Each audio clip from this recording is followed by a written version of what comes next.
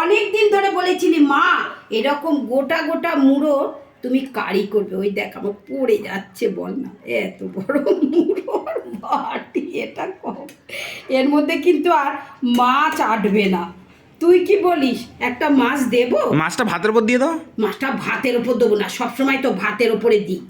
এটা কি করে দেবো, আমি তো সেইটাই ভাবছি। তুই আবার এর মধ্যে একটা মাছও খাবি। এই দেখো বন্ধুরা, একটা মাছও ছেলেকে দিলাম। আর এই দেখো বন্ধুরা, গ্রেভিটা হয়েছে দেখো।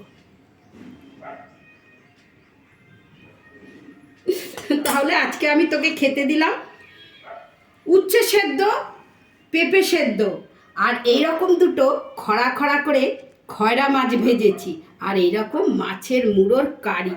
শুধু বল কেমন হয়েছে। এরপর আর কোনো কথা হবে?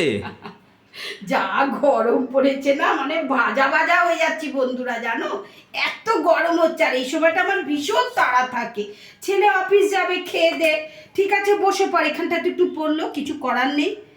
আচ্ছা নে খেয়ে নে, খেয়ে নে, খেয়ে না,